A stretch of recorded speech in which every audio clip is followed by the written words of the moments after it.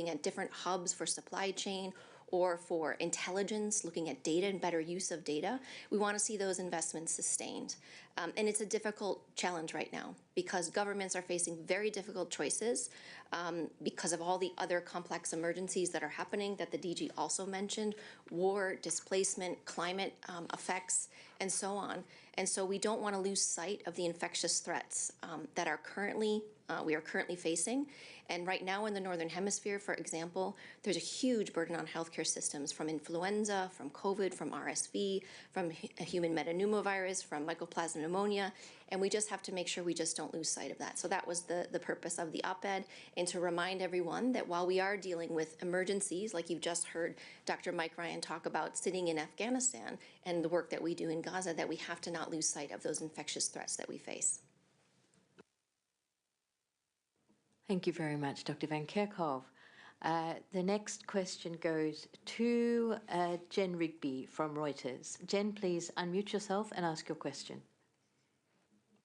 Hi there, thank you. I just wanted to ask, in light of the Gaza ceasefire, when do you expect or hope to be able to get more medical aid into Gaza, and what are the most urgent items? I think that's a question for Dr. Rick Peppercorn. Rick, you're online, I think. Yes. Yes, I am. Please go ahead. Thank you. Thank you very much for the question. I think first I want to start repeating a little bit what the DG raised, like this imminent ceasefire is the best news since long times. And of course, we welcome the announcement of a deal, secure ceasefire and hostage release in Gaza. We, of course, hope that all parties will respect this commitment to fully implement the deal and work towards a so much needed lasting peace. Now, you asked a bit about WHO and its partners. Yes, they are ready to support the health system and the people of Gaza, expand this support rapidly. So scaling up operation, mobilizing critical supplies and resources to first address the immediate needs and support also, and we are already working on that, early recovery rehabilitation. What is critical though is the significant security and the political obstacles to delivering aid across Gaza are removed. So we need a rapid, unhindered and safe access and expedited flow away into and across Gaza. And restoring health system, I want to make this very clear, it's a collective effort. It will be guided and must be guided and executed in close collaboration with the Ministry of Health, the health workforce, the Gaza health workforce, the partners, and international community. So we also urge now, this is the time for member states, donors, and the global community to step up, to provide this flexible funding and to enable these swift and effective responses and for the urgent and longer term needs. And the UN cannot deliver the response alone on all fronts. The private sector is critical and private supply chains should be restored and basic commodities allowed to flood Gaza. Now, focusing on WHO, so we already planning for first to continue, and the first year it will still be very much humanitarian support what we are doing, and then stepping up our support in early recovery, rehabilitation, and reconstruction. For example, we have a contract to deploy, small example, temporary prefab clinics and hospitals.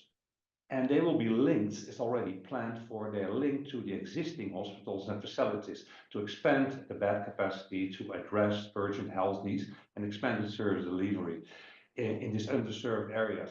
And the focus of everything we already do, but we will expand with partners, will be, of course, trauma and emergency care, comprehensive primary health care, and it includes everything from child health and sexual reproductive health, non-communicable diseases, mental health, and psychosocial support, but also scale up the international health workers in the emergency medical teams, which we coordinate and bring in, and so-called specialized care teams. Scale up the supply chains via all routes now into Gaza, not just Kerem Shalom, etc. And there's agreement working out. So expanding services, which we already do, not just in the south of Gaza, but also in Gaza City, and I can provide you with the examples. We want to expand in all areas, and not only the capacities of hospitals, also the primary health care. The role of the restored health infrastructure, and we have to really focus on very basic things, the partly damaged utilities like water, electricity, waste management systems, malnutrition is in focus, and of course, restore and better be prepared for epidemics, disease surveillance, and e-wars. Human resources is probably the most important. First and foremost, that we help to ensure that all Gaza health workers can do their job. There's many who've been incredibly resilient to do their job, but there's also many in these makeshift camps, etc., which need to be deployed into the health workforce. Then additional healthcare professional, including external medical teams, to fill some of those gaps. To massively, that's also a short-term objective, massively expand the medevac program WHO prepares. Because at this pace, we estimate, based on our estimation, 12,000 patients, critical patients, they will not be able to get their specialized medical care in Gaza, and they need to be medevaced. And since May, it's only WHO has done that. We only managed to get 450, 460 patients out of Gaza. With this pace, it will take 5 to 10 years. So we rapidly have to restore the medical corridor, the traditional corridor to East Jerusalem and the West Bank, but also into Egypt, Jordan, and then elsewhere. Public health preparedness and the protection will be focused. And last but not least, of course, expand the coordination. Over to you. Thank you very much, Dr. Rick Peppercorn. I don't see any ads in the room, so I'll go now to Gunilla from Svenska Dagbladet. Gunilla, please unmute yourself and ask your question.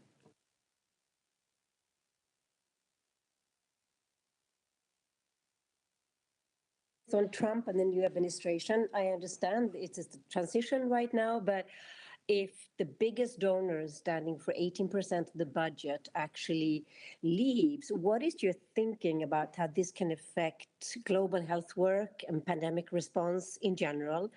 Do you see any willingness for other or new countries to step up in case? This is a question for Dr. Tedros. Thank you.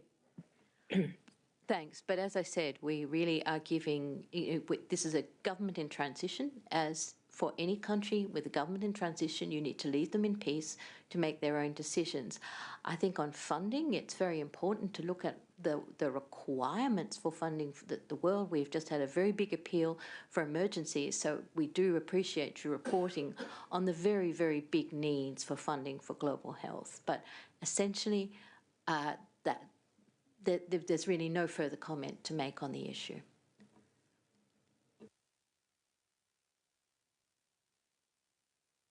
So now I will go, the next question will go to Gabriela Sotomayor from Proceso. Gabriela, please unmute yourself and ask your question.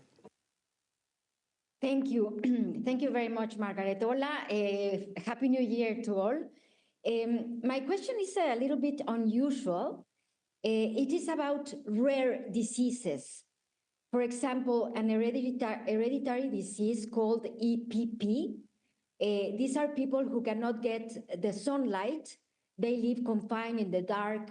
The treatment is very, very expensive, and governments do not offer them help. I mean, basically, for example, in Mexico, there's no help for these persons who are with this kind of disease.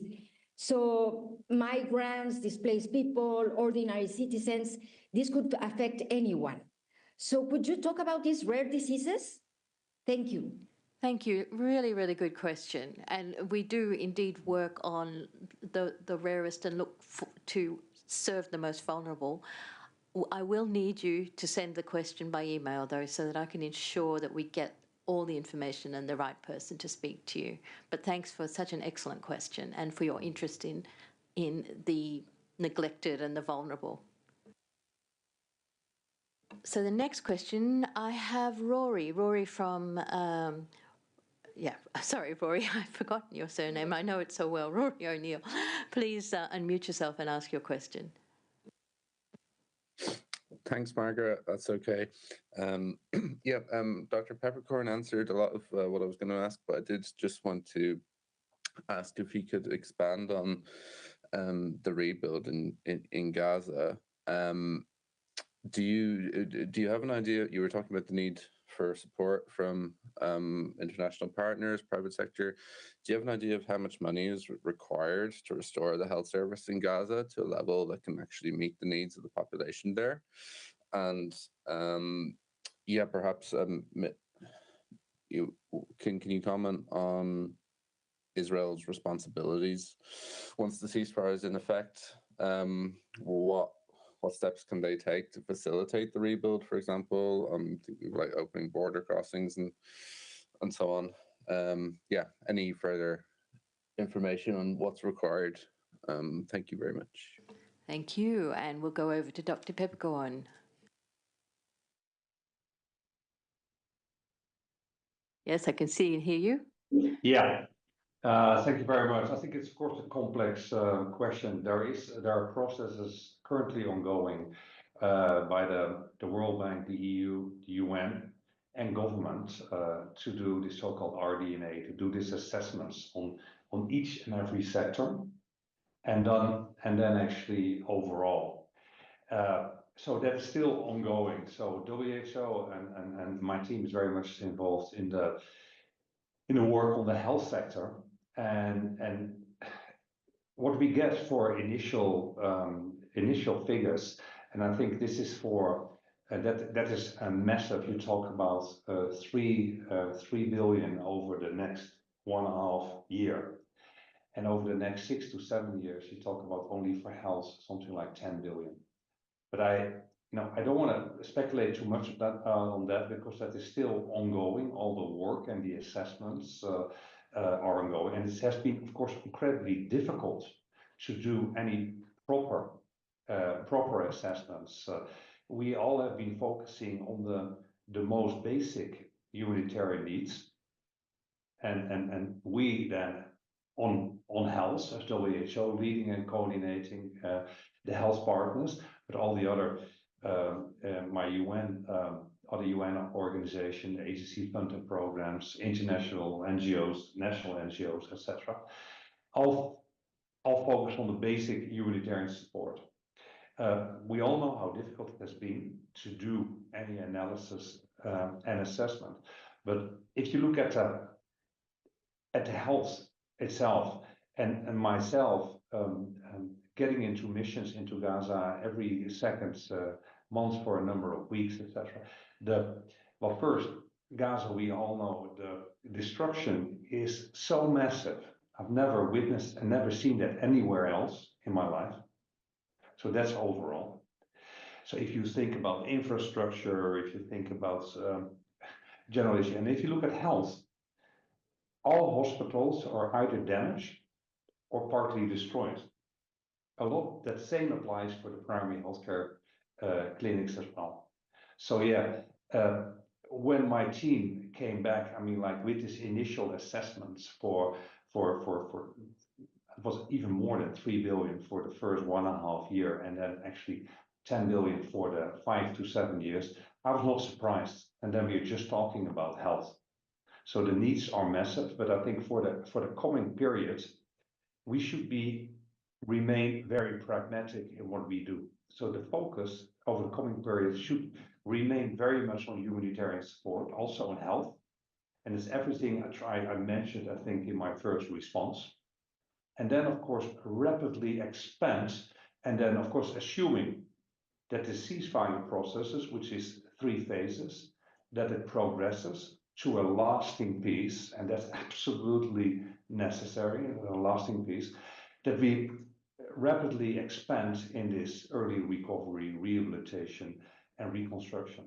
It is also, and already having discussions with the Ministry of Health on this as well, which might sound odd, it's also, of course, an opportunity to relook at sectors, including the health sector.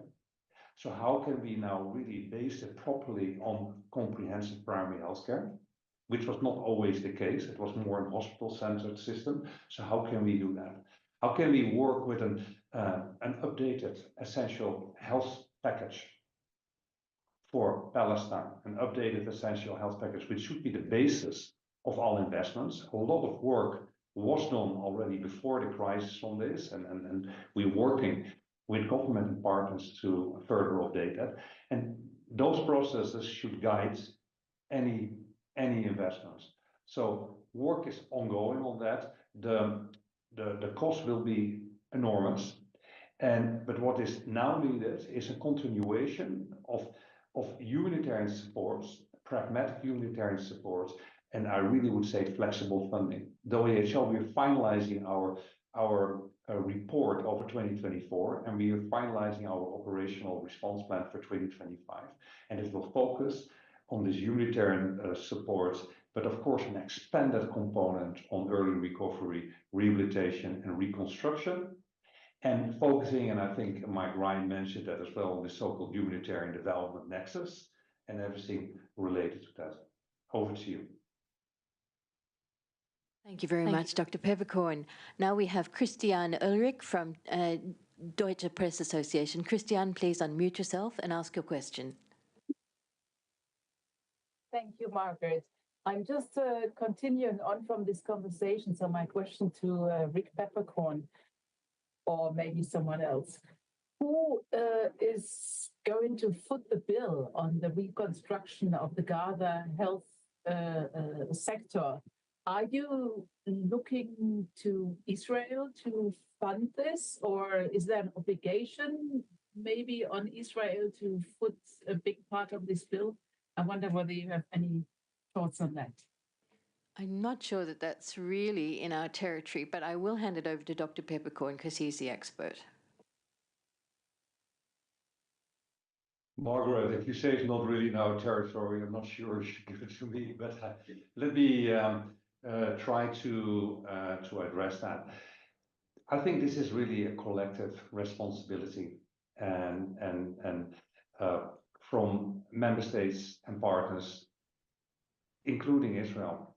And if you look at it, this is also a chance and opportunity, if we really get a lasting peace, that we get a long-term solution.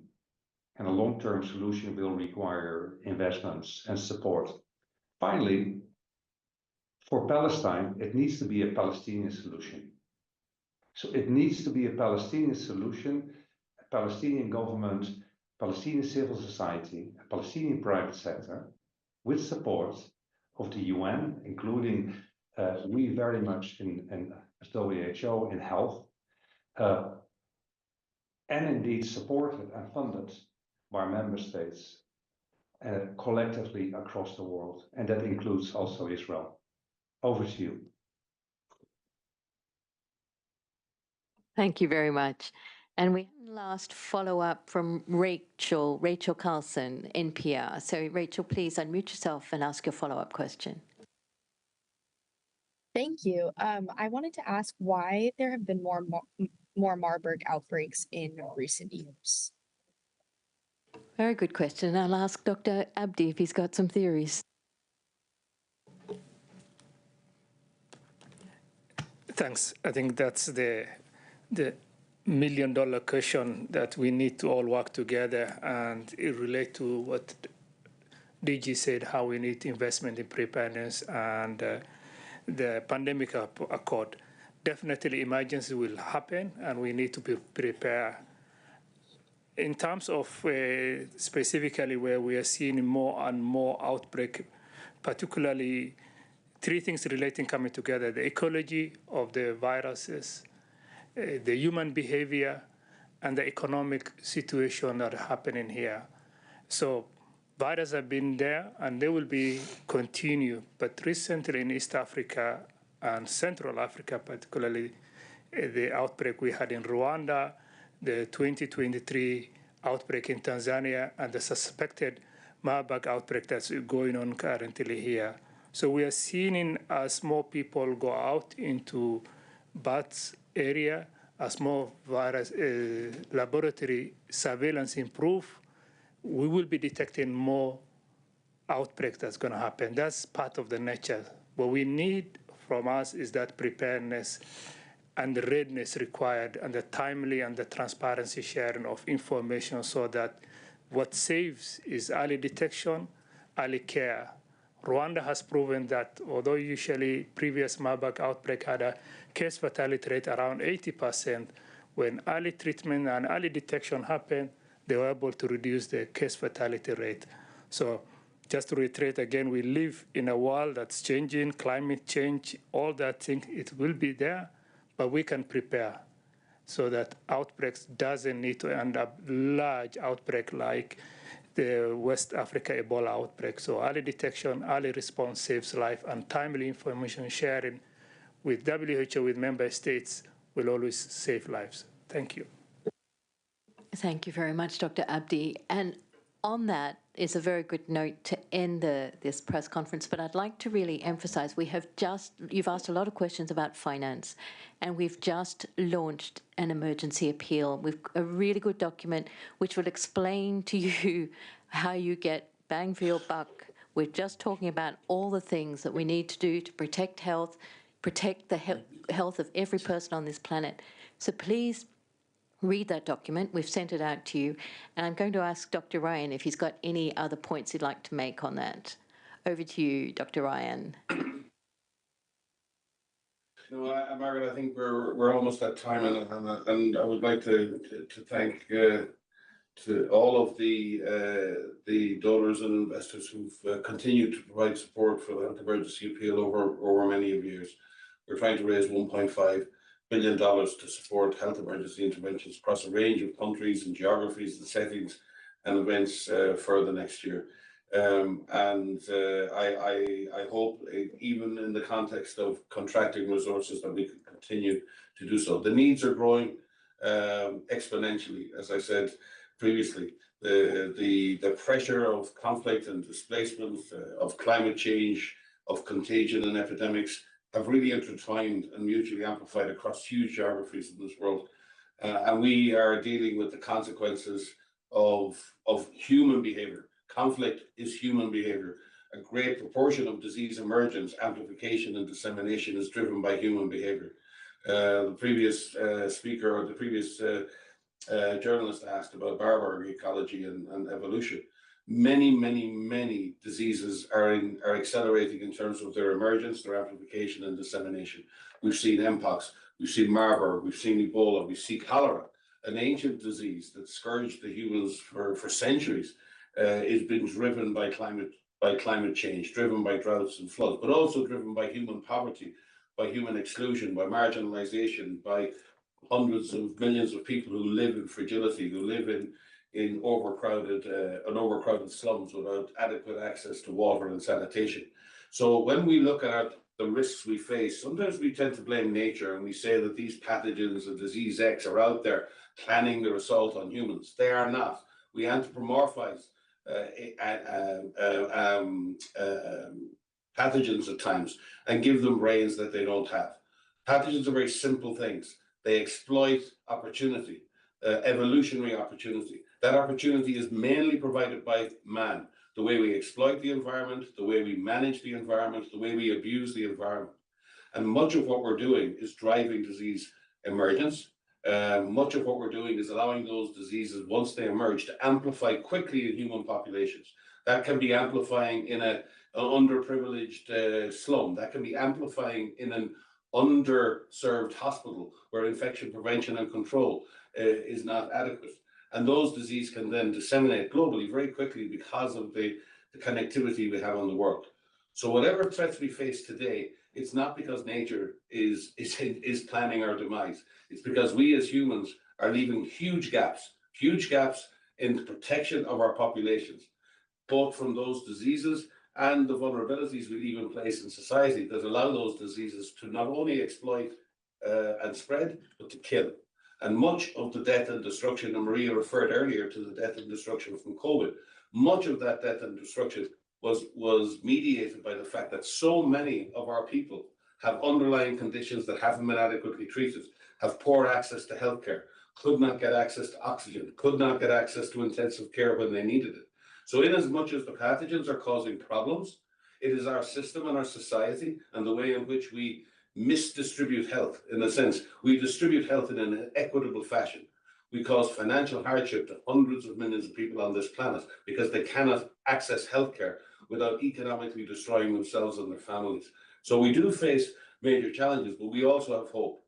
We have fantastic hope. We have hundreds of thousands, millions of healthcare workers out there working in surveillance, working in public health, working in frontline primary healthcare, working in maternal and child health, working on trauma in places like Gaza. There's a front line, a thin line of health workers in the world who bravely step out every day. They go to work to save lives. Our job is to support them. Our job is to find the funds to support those, particularly those working in compromised and complex situations. And I do hope today that our member states and our donors and our investors can continue to invest. I'm speaking to you from Kabul in Afghanistan. It's been an amazing trip here. I've spent my time with our country representative, Dr. Edwin Salvador, met many people at different health centers and met our partners. I'm absolutely amazed at the way in which Afghan health workers, men and women, are continuing to serve in the system here, and the way in which our health partners continue to support them. So I leave you with a message of hope that for a very small investment, we can change the experience and the life course of millions of people on this planet. We need to make that investment, and we need to focus on protecting the health of populations and providing for their health needs. Thank you. Thank you very much, Dr. Ryan, for giving us some hope, bringing hope in 2025. And on that note, I will hand it over to Dr. Tedros to close the press conference. Thank you, Mike. That was excellent. So nothing to add. And I would like to thank the members of the press for joining us today, and Happy New Year. See you next time.